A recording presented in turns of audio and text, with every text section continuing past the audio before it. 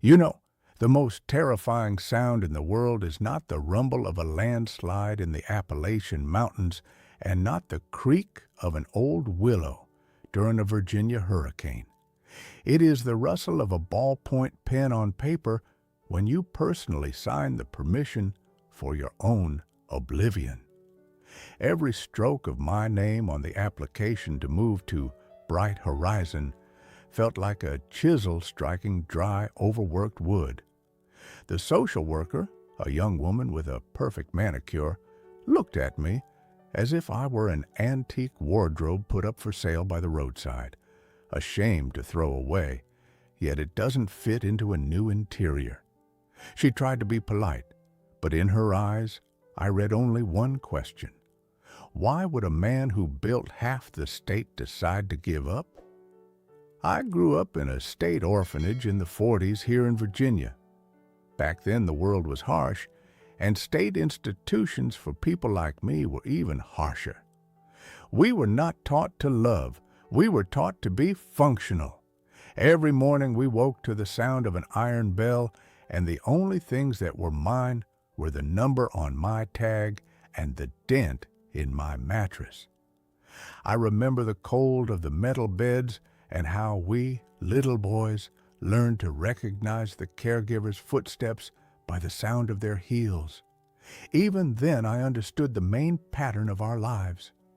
The system will never replace a home, but it gives you one extremely important skill: the ability to be invisible when necessary.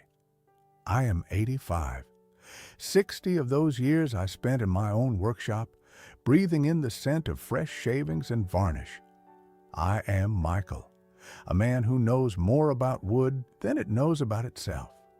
I have seen how noble oak can split from one wrong movement and how fragile pine withstands decades under the scorching southern sun. That experience gives me the moral right to speak about things others turn away from. I have seen thousands of families who ordered dining tables from me, and I assure you, no polished tabletop can hide the cracks that run through human hearts. When I got on my feet and became wealthy, when my business began bringing in real money, I decided I would break this circle. I took in Sarah and David, two little orphans whose eyes reminded me of mirrors of my own past. I became for them the father I myself had dreamed of in my boldest childhood fantasies. I gave them everything: education, a home that smelled of cinnamon and comfort, and the certainty that they would never be alone. I built their lives as carefully as I built dressers for the finest houses of Richmond, without a single extra nail, only perfect joints. But now, sitting in this sterile boarding house room, where the window looks out onto a trimmed lawn and a neighboring highway, I feel a strange, almost perverse pleasure. My suburban neighbors whisper behind my back, wondering how the children could do this to old Michael. But the irony is that the children did nothing. It was I who did it to them. I packed my belongings into one suitcase, the same one with which I once left the orphanage at 18, and walked away. You will ask, why a man who finally received the family he dreamed of all his life would voluntarily return to institutional walls that so resemble his childhood hell? Why did I leave a house where my photos with my grandchildren stand on the mantel for a bed with a lifting mechanism and dinner on schedule? The answer lies much deeper than fear of old age or unwillingness to be a burden. It lies in the very crack I noticed in the foundation of our family several years ago, a crack that no one but an old orphan could see. The orphanage in Virginia in the 40s was a place where time did not pass but thickened like resin on an old pine. There were 40 boys of us in a long hall that smelled of bleach, starched sheets, and that particular sweetish scent of fear that a child emits when he knows no one will stand up for him. The state gave us food and a roof, but it did not give us names. We were numbers in a ledger. I remember how every winter the wind from the Chesapeake Bay crept through the cracks in the windows, and we huddled together to keep from freezing. That was when I first began to study wood. I looked at the massive rafters in the ceiling and thought, what is it like to be part of something so strong that it holds up an entire roof? When I left at 18, I had $20 in my pocket and the skill of being quieter than a mouse. I became an apprentice to an old German in Richmond who taught me that wood never lies.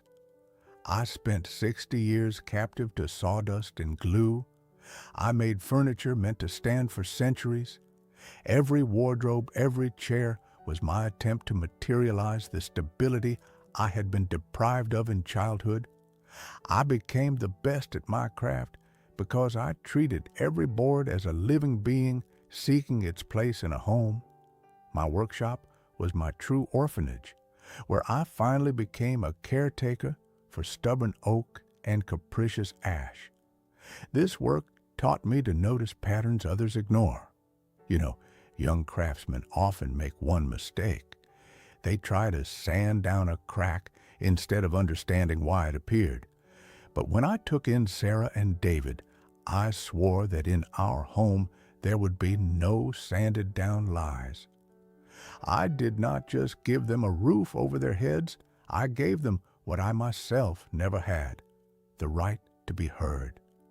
I remember how, for David's 10th birthday, I built him a bed shaped like a ship with my own hands. He cried not from delight, but because for the first time in his life, someone knew his secret dream about the sea. And in that moment, I understood the main pattern of parenthood. Children flourish not from wealth, but from attention to detail. I taught them to feel the structure of life the same way I felt the grain of wood. Sarah became an architect, David a doctor, and I perceived each of their successes as the most reliable glue holding our family together. The second pattern I observed over the years is the cyclic nature of gratitude. In our conservative Virginia, people often say that children must care for their parents. But in my case, it was not must, it was want to. When Sarah came to me every weekend, she did not just bring groceries. She sat in my old armchair, laid her head on my knee, and we spent hours discussing her new projects. She sincerely needed my advice, my presence. David, despite his busyness at the hospital, found time to simply stop by and sit with me in the silence of the workshop. They loved me so deeply and so openly that it began to frighten me. I saw how they competed with each other over who would take me in, how they sincerely planned their lives around my old age. The third pattern is the slow realization that love can become an altar of sacrifice. I saw how Sarah turned down a prestigious internship in Europe because she was afraid to leave me alone for so long. I saw how David postponed buying a new house because he first wanted to remodel my old one so it would be comfortable for me to move around. Their gratitude was so immense that it began to consume their own dreams. They were repaying a debt I had never issued, and they did it with such shining eyes that it hurt me. I realized I had raised wonderful, noble people, but now my presence in their homes was becoming a golden weight on their feet. These social norms of our state, living for generations under one roof, were sacred to them. They truly wanted to see me at their table every evening, but I, an old orphan, saw what they did not. I saw how they were growing tired of being my guardians. Gratitude is a beautiful thing, but when it becomes the meaning of young people's lives, It means the old tree is beginning to overshadow the young growth, not letting it reach the sun.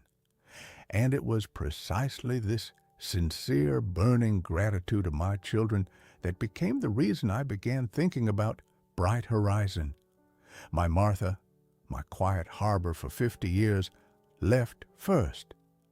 She died just when the Virginia forests dressed themselves in gold, and with her breath that special aroma of comfort which no species of wood can reproduce vanished from our home. I was left alone in a large house where every creaking floorboard echoed her name. It was then that I first saw how my presence in the children's lives was turning into a test for their big hearts. You know, David and Sarah did not simply take care of me. They fought for the right to be near me. Sarah brought the grandchildren every Wednesday, and I saw how she tried to manage everything, check my medication, wash the curtains, tell the news, and at the same time not show how tired she was after 10 hours at the architectural bureau. And David, once he told me, looking straight into my eyes, "Dad, you gave us roots. Now let us be your support." Those words were sweet as honey, but they burned me from the inside because I saw what they did not. I saw how they were pushing their own lives into the background so that I, an old cabinet maker, could feel needed. That is my personal contrast. I saw other old men in our county who literally clung to their children's throats, demanding attention, manipulating illnesses just not to be left alone. They considered it their reward for raising them. And I looked at my children and felt a deep, almost physical pain from having become an object of constant anxiety for them. When David called me 3 times a day, I heard in his voice not just love, but a tense expectation of bad news. I became for them a fragile glass vase they were afraid to drop. One evening, I watched them from the workshop window. They stood in the garden arguing passionately about something. I did not hear the words, but I knew. They were once again deciding which of them would take leave to stay with me after my latest arthritis attack. Sarah was crying, and David was holding her by the shoulders, and in that scene there was so much love and so much fatigue. It was then I understood. If I truly love them, I must let them go. I must return to them the right to an easy life, where a phone call from their father is joy, not a survival test. The reflection of an orphan is a strange thing. As a child, I dreamed that someone would care for me so much. Now, having it in abundance, I realized that true maturity is the ability to step out of the frame in time, so that the picture of your children's lives is complete without your frail silhouette in the foreground. I did not want their memories of me to end with the smell of my illness and their eternal guilt that they had done not enough. I wanted to remain for them Michael the craftsman, Michael the father, not Michael the burden. Moving to the boarding house became my last great project. I chose Bright Horizon precisely because there I became simply Michael again, one among many. There I reclaimed the anonymity that had been my only friend in youth. And you know what is strange? When I told them about my decision, they were horrified at first, but later, through protests and tears, I saw in their eyes a glimmer of incredible relief that they themselves were afraid to admit. I gave them a freedom they would never have dared to take on their own. Now, as I sit here in a wicker wheelchair on the terrace of Bright Horizon, I finally feel what I have been seeking all my life: inner silence. The Virginia twilight slowly covers the valley, and in this gray light, The corridors of the boarding house seem strangely familiar to me. There are none of my works here, no oak wardrobes or polished tables, but there is something more important. Here I am once again, the same Michael who once learned to be happy, having only a bed and a window through which he could look at the stars. The children come to see me every Sunday. They bring apple pie and the laughter of my grandchildren. And you know what has changed? Now our conversations smell of life, not of a pharmacy.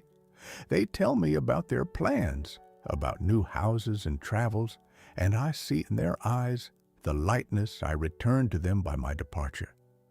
I am no longer a problem to be solved. I am once again their father, whom they visit for wisdom, not to change the bedding.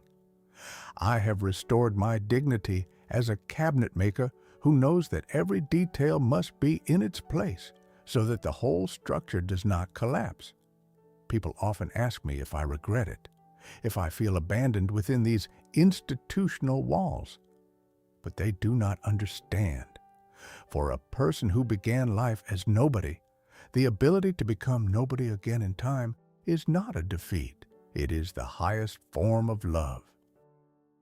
I look at Sarah, who now dreams again of her architectural exhibition in Europe, and at David, whose shoulders have finally straightened from the invisible burden, and I understand this is my finest creation.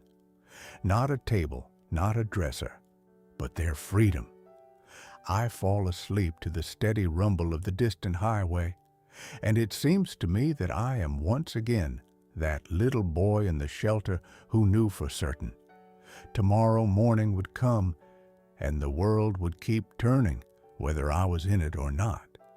It is not sad. It is peaceful. I did everything I could and left the stage precisely when the applause was the loudest. Would you have enough courage to destroy your perfect home in order to save those who live in it? Thank you for listening to my story. It was important for me to share this with you. If these reflections resonated in your heart, please leave a like. It will let me know that I was heard. And subscribe if you would like to visit my virtual workshop again for a conversation. There is always room here for honest thoughts.